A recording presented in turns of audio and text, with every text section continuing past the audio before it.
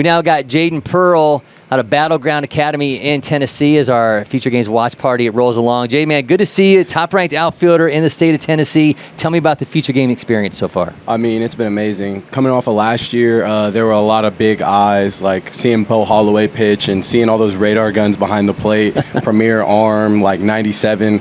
It was just a good experience, and just to get to come back and have a good time with a bunch of people that I know and that like I've been growing up with my age, it's just amazing. Yeah, you talk about being back. You were a 2024 feature gamer, 2022 junior feature gamer. You know what to expect here, but this was a little different because now they're watching you a little bit closer than they were before. So what was the kind of mental preparation for you this time around? For me, I just wanted to go into it like you know who you are, like you wouldn't be here if you weren't good enough, and you already know somewhat of the eyes because you've been to the camps and you know what coaches have told you leading up to it at camps.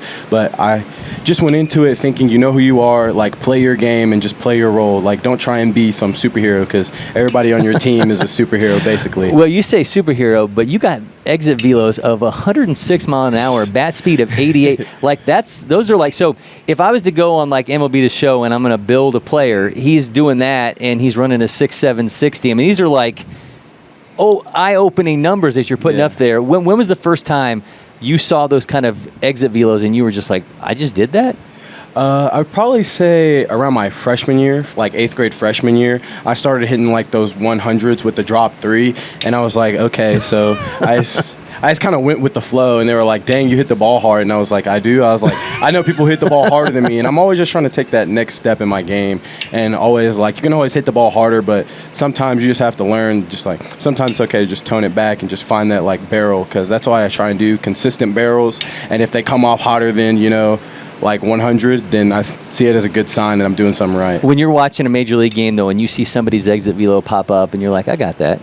Yeah, it kind of makes me smile a little bit, like knowing that I've like hit that before and like I've seen it. It's just like it just kind of helps me reassure myself that I'm taking that next step to like where I want to go in life. You're obviously a bigger dude, 5'11", 213 pounds. What they have you on the profile. What's the height? What's the weight right now? I think they weighed me in 5'10 3/4" and 206 yesterday. I believe that's what the frame was. But, you know, I focused a lot this season trying to put on just a little bit more muscle mass. I think my muscle mass shot up from last year at the Future Games from like 100 to 105 pure muscle mass. And I lost a lot of fat, too, and from like 16% to 13. And I just went into this offseason trying to like work on my body, work on myself, get my 60 time down. I went from a 6.77 this past offseason, ran a 6.56 the other day. Wow. So, you know, just cutting. Just was that the PR? 6'5"? Yeah, just trying to find ways to cut my numbers down and to make myself more appealing to the coaches. What did you do? Was it diet based? Was it something in the strength training department? What did you? I give a lot of credit to strength training. I was in wellness. We have a wellness class at BGA. We were getting to lift four times a week. And I found it really beneficial, especially like those lifts in season to kind of help me maintain. But especially like just watching what you eat, a lot of just kind of cutbacks on the carbs and the sugar.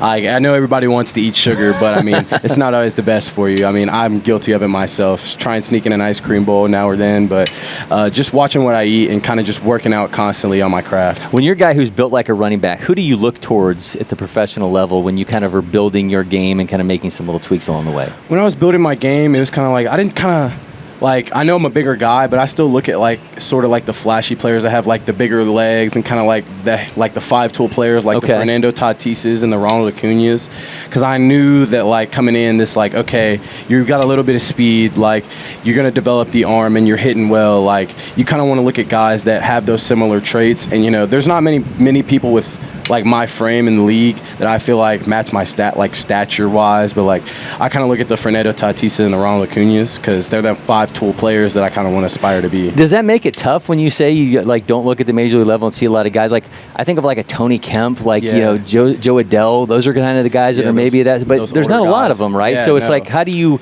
kind of find yourself as a fan watching to not gravitate towards guys that look like you? I find it best to just like be yourself, because at the end of the day, this is a game and you have to love it. and you kind of have to love it for yourself. You can't play for others. You can't play for like a coach. You kind of have to just play for yourself. And once you find that like good role and like that good love of the game, man, it just kind of comes like with a little bit of ease and a little bit of just like it kind of just flows with the, just kind of flows, you know. I love it. All right. I also love this. We're going to play random questions with Jayden Pearl. Here comes our fancy game show intro.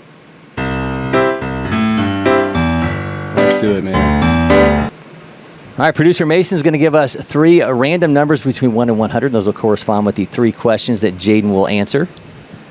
All right, your questions are 1, 25, and 46.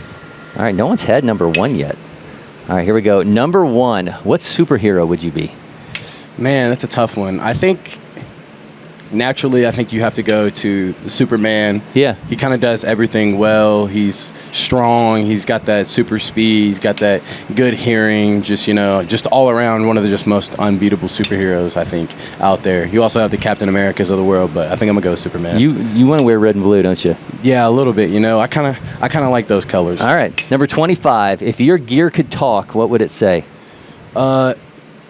It'd probably say I wear it out a little bit too much. I think I've been through 5 pairs of batting gloves this season. I have at least 3 sliding mitts in my bag that are all torn up. I got leg guard, elbow guard. I'm constantly just, it looks a little fuzzy right now. So it'd probably tell me that it was worn out and that it probably needed a little bit of a break because I'm always playing. I love the game. Okay. Man. I think your parents would probably tell you to stop being so hard on your equipment. Yeah. All right. Final question number 46. If you could combine baseball with another sport, what would you pick? It would make a brand new sport. You're combining baseball with something else. Wow. I think I want to combine. I think I would probably combine the baseball and kind of like everybody's always told me that I need to play football, so I think I would kind of combine football, kind of add like that physical, like a more physical aspect to it.